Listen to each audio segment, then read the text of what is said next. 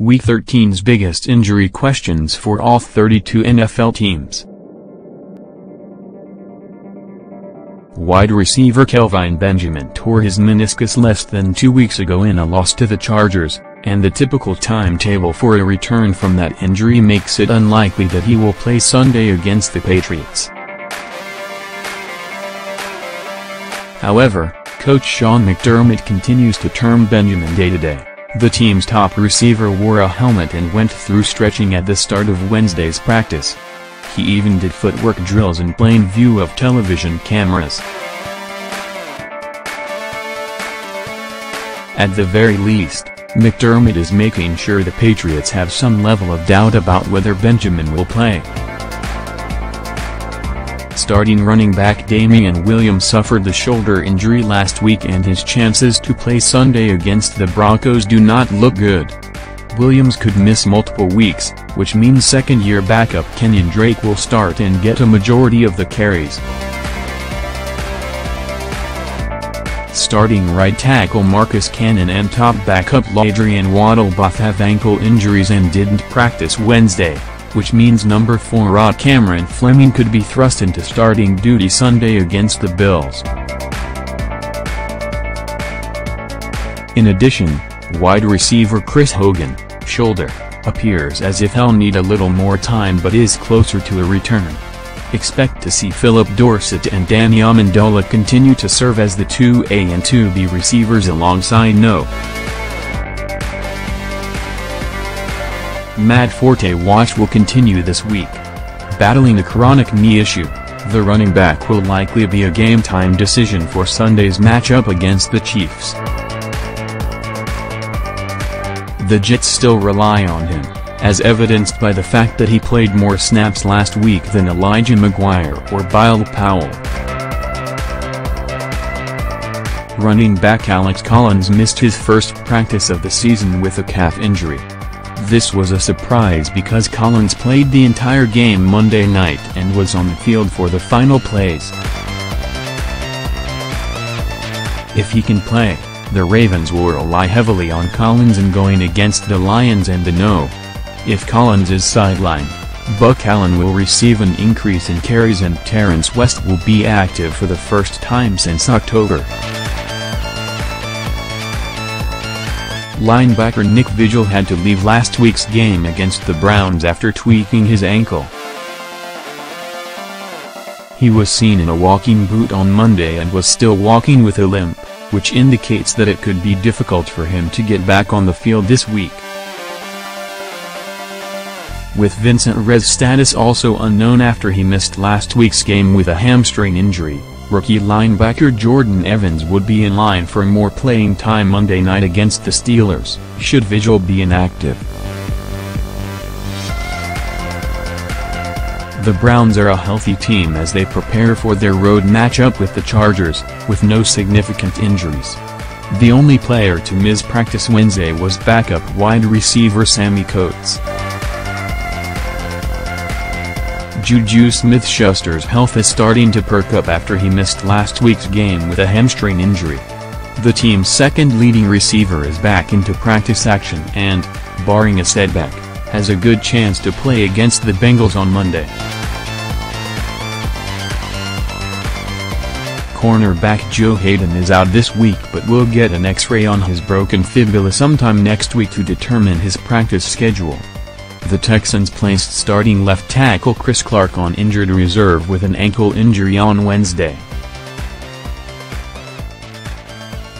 Coach Bill O'Brien would not say who would start in Clark's absence, but options include Kendall Lamb, Brino Giacomini, moving from right tackle, or newly promoted guard Chad Slade.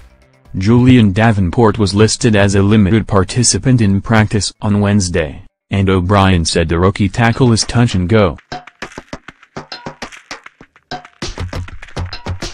Coach Chuck Pagano said he has zero confidence that starting center Ryan Kelly will clear the concussion protocol in time for Sunday's game at Jacksonville. Kelly, who has started all 23 games he has played in his career, suffered the concussion in the first half against Tennessee in Week 12. Losing Kelly from an already struggling offensive line is tough for the Colts because the group gave up 10 sacks and an additional 8 quarterback hits in Week 7's meeting with the Jaguars. Mike Person, who has started 14 games in his career, will start in place of Kelly. Linebacker Kelvin Smith is in the concussion protocol and did not practice Wednesday. His status for Sunday's game against the Colts is unclear. If he is cleared and able to practice by Friday, he is unlikely to play. That would be a big loss for the Jaguars because he is their leading tackler and has 3 interceptions, 11 tackles for loss, a forced fumble and 2 fumble recoveries. As the defense's emotional leader, too, and arguably the best playmaker.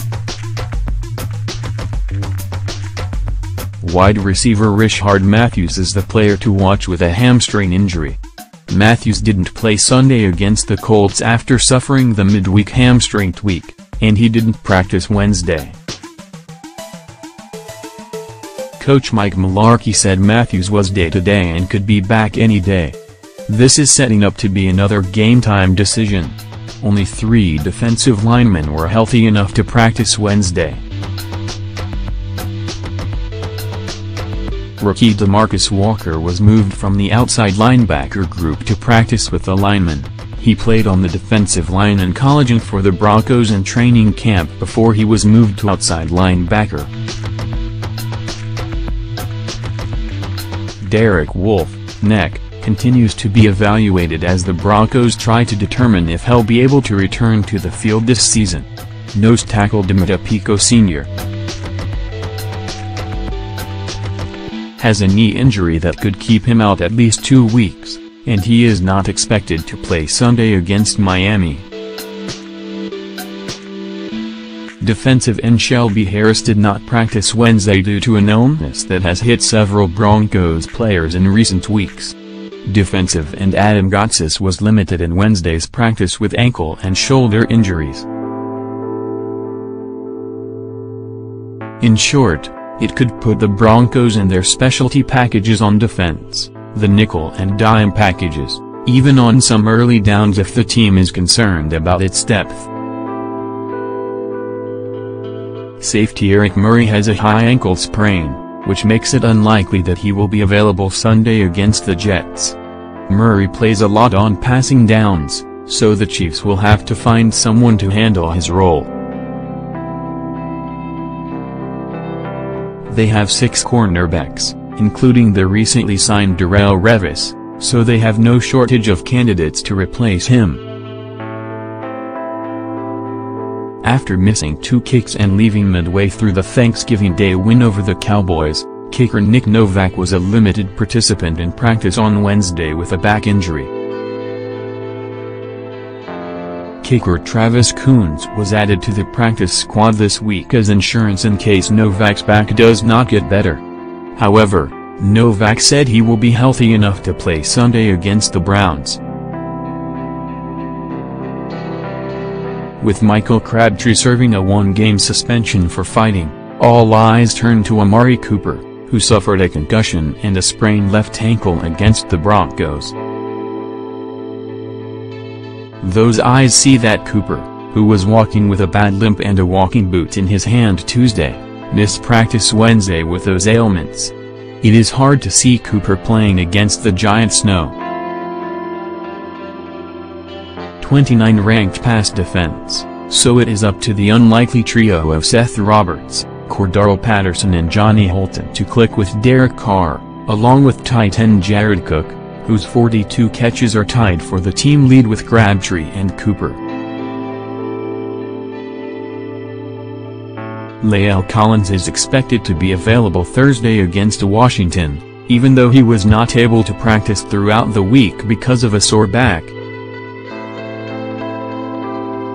The Cowboys have had players play with little or no practice over the years, but Collins might be one of the least inexperienced players to pull it off.